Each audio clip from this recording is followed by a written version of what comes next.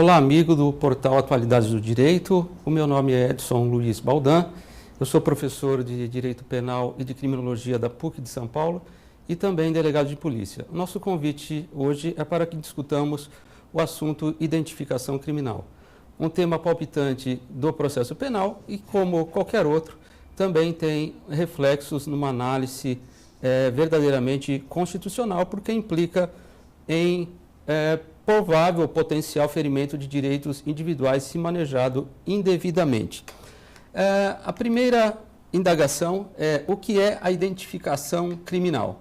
Identificação criminal não é um momento e sim um processo. É o processo pelo qual se chega à identidade de uma pessoa. Então, na definição de Tourinho Filho, bastante sintética e objetiva, a identificação seria o processo usado para se acercar à identidade de uma pessoa.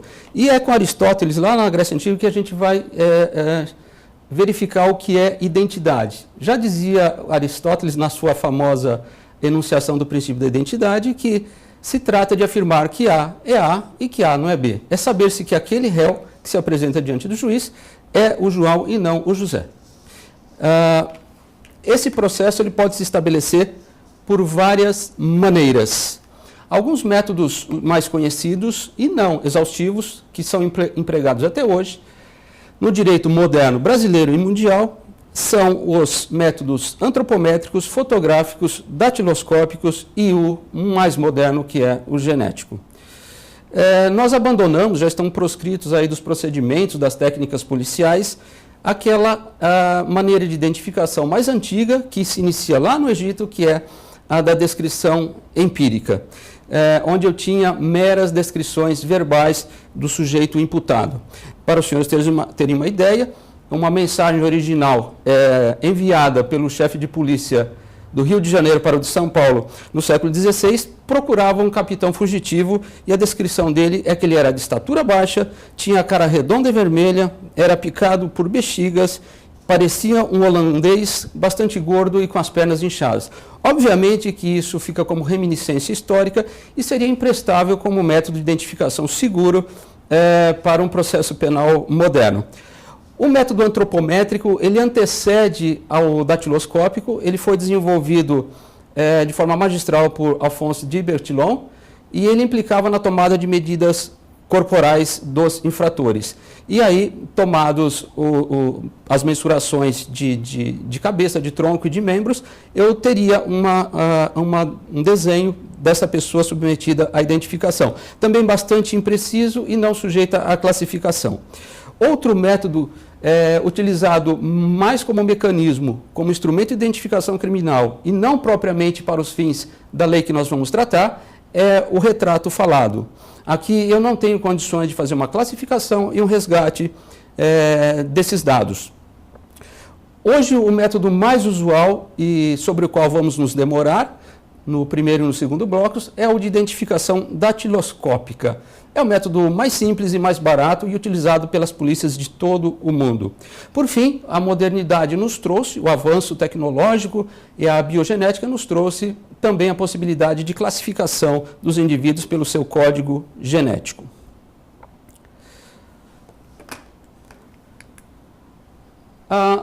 Começamos com a análise do nosso velho Código de Processo Penal, ainda da década de 40. No artigo 6º, eu tenho ali a enunciação dos deveres da autoridade policial quando da investigação de um crime.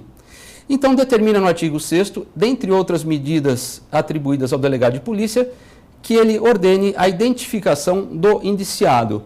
E ali se faz alusão exclusivamente ao processo, ao método datiloscópico. Isso tem uma razão de ser. Nós estamos no início do século passado, onde o método de identificação datiloscópica era aquele mais moderno e o mais usado pelas polícias de todo o mundo.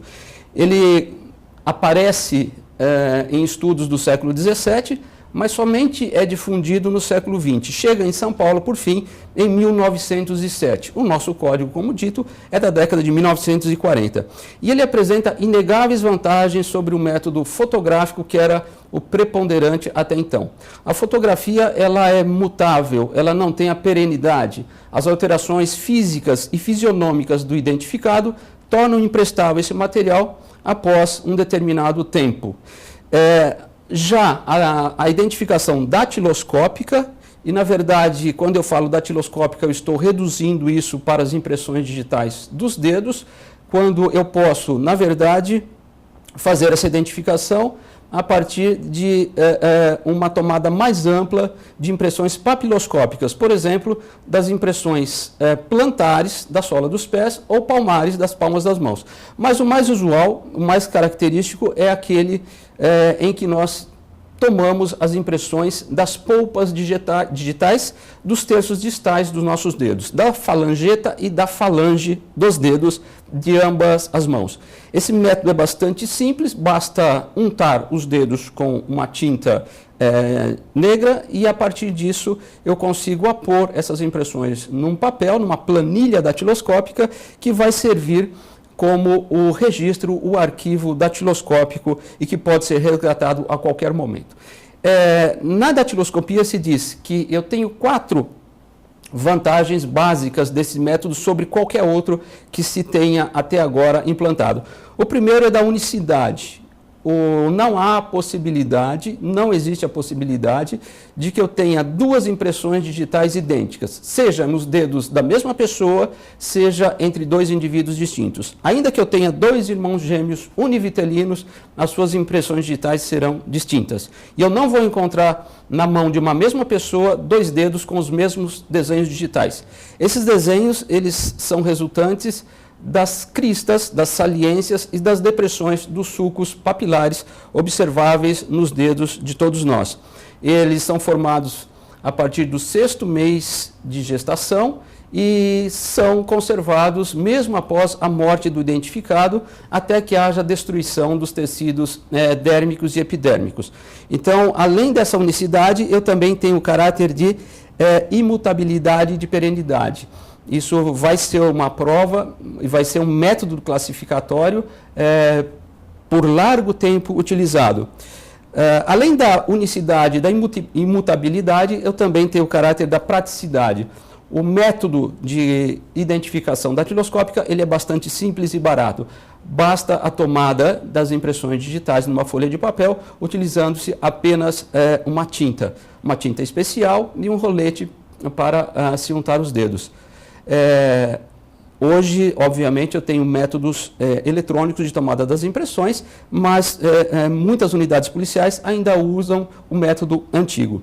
E, por fim, a classificabilidade. De nada vale a coleta de elementos completos de identificação se depois eu não posso organizar um arquivo sistemático e resgatar, quando necessário, essas informações e fazer o cotejo dessas impressões digitais com a de eventuais suspeitos. Mostrada, então, a prevalência desse método de identificação e que foi agasalhado pelo nosso Código de Processo Penal, e me parece que com a intenção de ser, em princípio, o método exclusivo de identificação criminal, vamos ver o tratamento legal que foi dado por ele ao longo do tempo.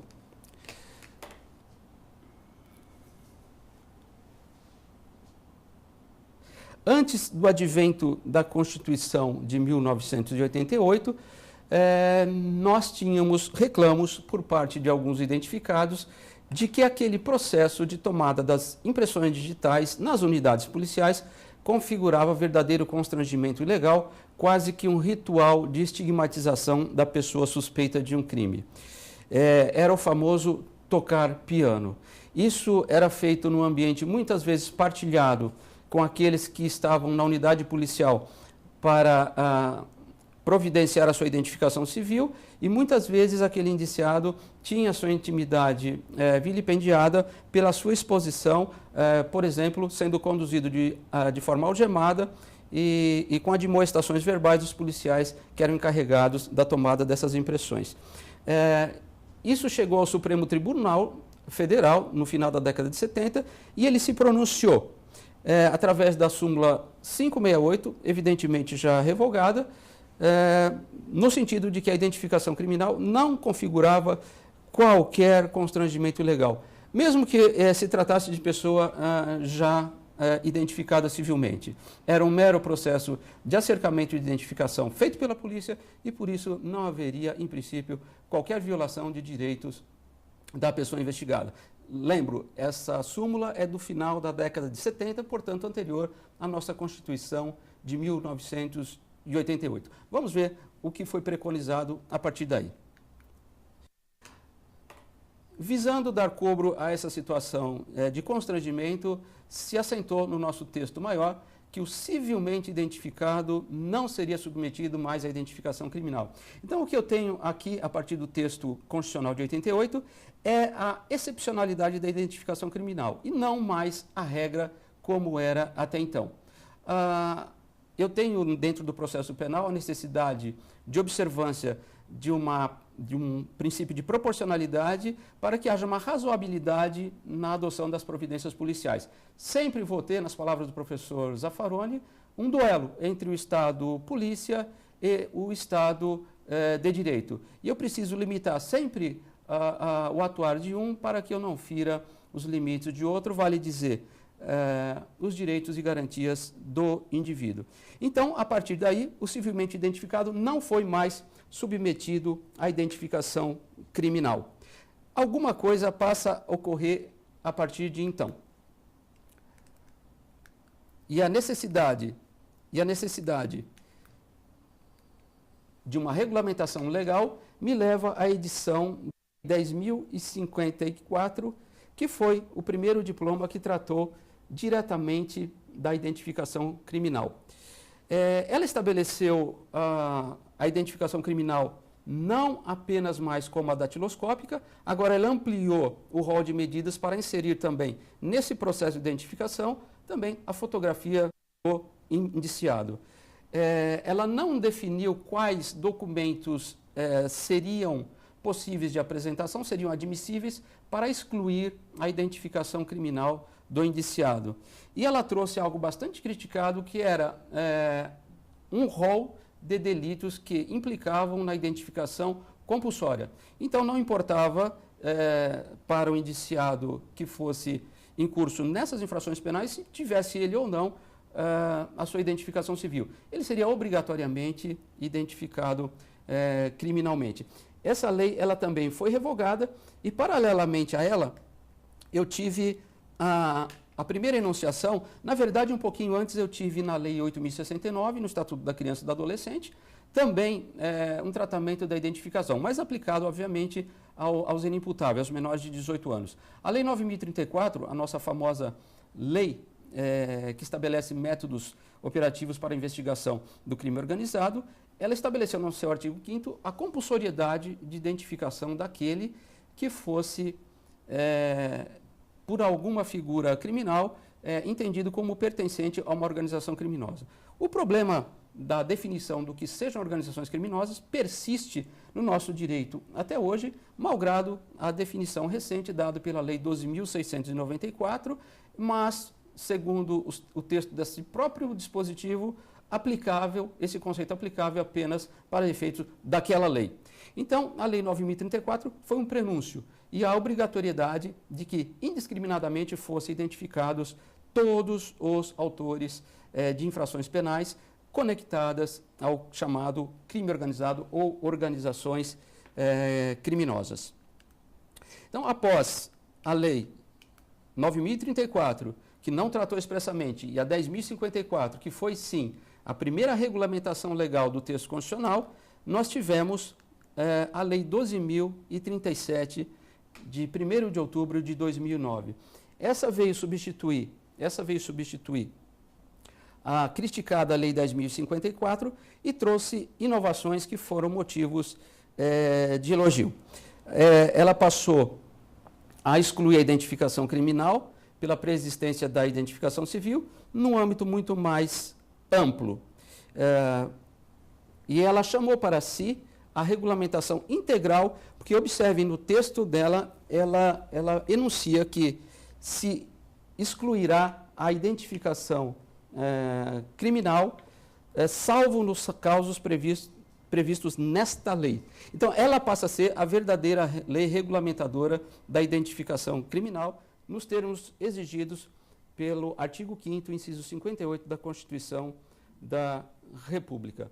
O que nós vamos ver é como é o tratamento a partir da Lei 12.037, quais são as hipóteses em que ela admite e em que ela afasta a identificação criminal, em especial daquele que já for civilmente identificado.